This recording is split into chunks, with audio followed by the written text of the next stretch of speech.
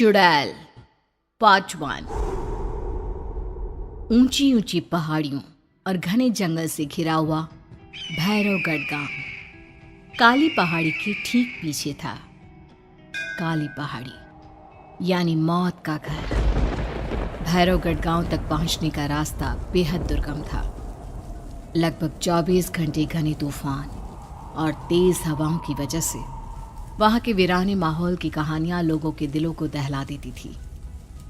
ऐसे बहुत कम लोग थे जो भैरवगढ़ गांव तक जाने की हिम्मत करते थे। लोगों का कहना था कि इस गांव के आसपास बुरी आत्माओं का साया मंडराता है।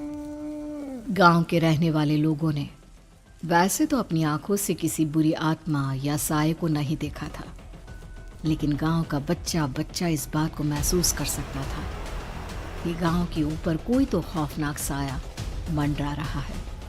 और उसकी वजह ये थी कि उस गांव में जैसे ही कोई लड़का 18 साल का होता, उसके 18वें जन्मदिन की रात ठीक 12 बजे अकस्मात उसकी मौत हो जाती।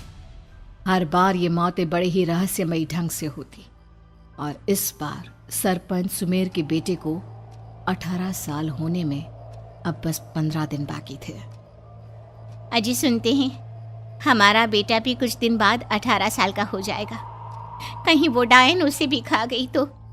कैसी बातें कर रही हो? जब वो इस गांव में ही नहीं है तो कोई भी डायन या बुरा साया उसका कैसे कुछ बिगाड़ सकता है? उसे कुछ नहीं होगा। हाँ जानती हूँ, आपने उसे पढ़ाई के बहाने इस गांव से बाहर निकाल शहर भेज दिया है, लेकिन ये भी तो सच है ना कि वो बार बार यहाँ आने की जिद करता रहता है। वो चाहे कितनी भी जिद कर ले जानकी, पर मैं उसे इस गांव में कभी वापस नहीं आने दूंगा। मैं नहीं चाहता कि गांव के दूसरे लड़कों की तरह मेरे बेटे की भी अजीबोगरीब ढंग से मौत हो जाए। कभी कभी तो लगता है कि हम सब गांव वालों को हिम्मत करके अपने गांव को इस बुरी आत्मा से छुड़वा लेना चाहिए। लेकिन कौन जानता है आखिर वो खतरनाक साया किसका है? वो काली आत्मा कौन है जो रातों रात हमारे गांव के लड़कों को निगल जाती है? सुमेर और जानकी जब ये सारी बातें कर रहे थे तब रात के लगभग 10 बज चुके थे और हर रात की तरह भैरवगढ़ गांव एक भयानक काले तूफान की आगोश में था। बाहर चल रही तेज हवाएं और बारिश के बीच कभी कभी ऐसा लगता जैसे कोई बुरी तरह से चीख रहा है। किसी के तड़पने और चीखने की आवाजें गांव के कानों में बार बार टकराती, पर वहां रहने वाले किसी भी औरत या आदमी के अंदर इतना साहस नहीं था कि वो अपने घर से बाहर कदम रख के उन आवाजों तक पहुंच सके। सो जाओ जानकी और घर के खिड़की दरवाजे कसकर बंद कर दो। अब जानकी सब खिड़कियां ठीक से बंद करने ही लगती है कि तभी उसे अपने घर के दरवाजे पर जोर जोर से खटखटाने की आवाजें सुनाई देती है। इन आवाजों को सुनकर जानकी और सुमेर के चेहरे डर से पीले और हाथ पैर ठंडे पड़ जाते हैं। जानकी, जानकी, इतनी रात कौन होगा? पता नहीं, ऐसा लग रहा है कोई बुरी तरह से दरवाजा खटखटा रहा है। अरे हाँ, पर किसी की आवाज भी तो नहीं आ रही। क्या करूं? दरवाजा खोल लूं या नहीं? कहीं ऐसा ना हो कि किसी को हमारी मदद की जरूरत हो। लड़खड़ाते कदमों से सुमेर दरवाजे के करीब जाता है और अपने कान को दरवाजे पर रख धीरे से आवाज देते हुए पूछता है, कौन है? कौन है वहां? तभी एक बेहद डराने वाली आवाज उसके कानों से टकराती है। दरवाजा खोलो, दरवाजा खोलो, वरना आज की रात इस गांव में कोई जिंदा नहीं बचेगा।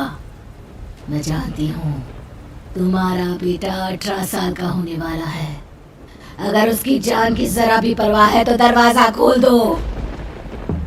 इस आवाज को सुनते ही सुमेर घबराकर पीछे हट जाता है और जानकी को पूरी बात बताता है। कहीं वो डायन हमारे घर तक तो नहीं पहुंच गई? अब हम क्या करेंगे? मुझे दरवाजा खोलना ही होगा जानकी। मेरे पास अब कोई रास्ता नहीं है। इतना कहकर सुमेर डर से अपनी दोनों आंखें कसकर बंद करता है और कांपते हाथों के साथ झटके से दरवाजा खोल देता है। तभी किसी के जोर से हंसने की आवाज सुमेर और जानकी को सुनाई देती है। उस आवाज को सुन दोनों दरवाजे की तरफ देखते हैं और सामने अपने बेटे राहुल को खड़ा देख दंग रह जाते हैं। राहुल के हाथ में उसका मोबाइल होता है जिसमें से वो आवाज बज रही थी। ये क्या मजाक है? और तू यहाँ, तुझे मना किया था ना गांव में आने को, समझ में नहीं आता क्या?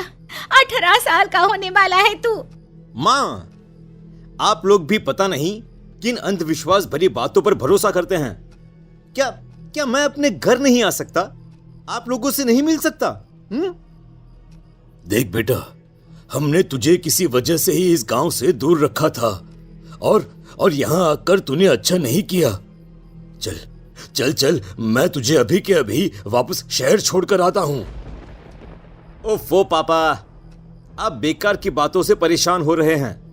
बाहर इतना तेज अंधड़ तूफान चल रहा है, कहीं जाने की जरूरत नहीं है। मैं बस आप लोगों से मिलने आया हूं, कुछ दिन रहकर चला जाऊंगा। दिमाग खराब हो गया है इस लड़के का, नहीं जानता कि इस गांव में ये सुरक्षित नहीं है।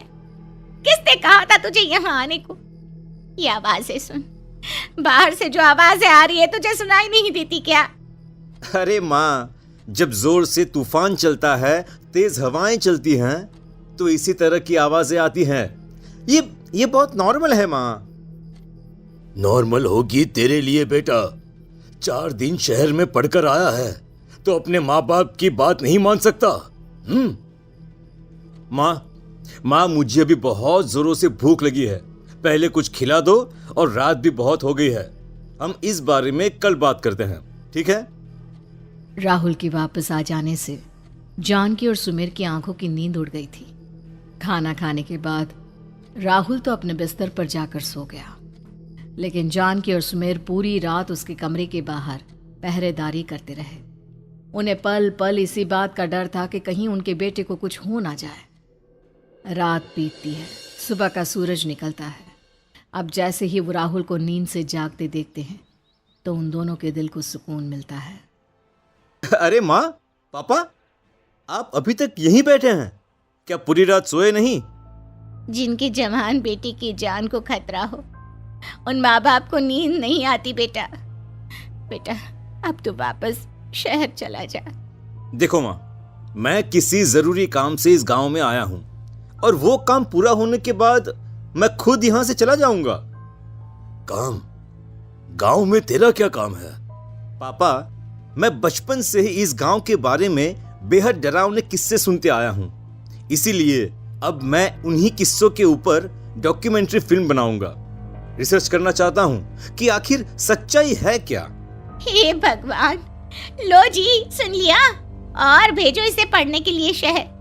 मैंने आपसे पहले ही कहा था, मेरी बहन के पास दूसरे गांव भेज दो। ना ये शहर जाता और ना उल जुलूल की बात इसके दिमाग में आती।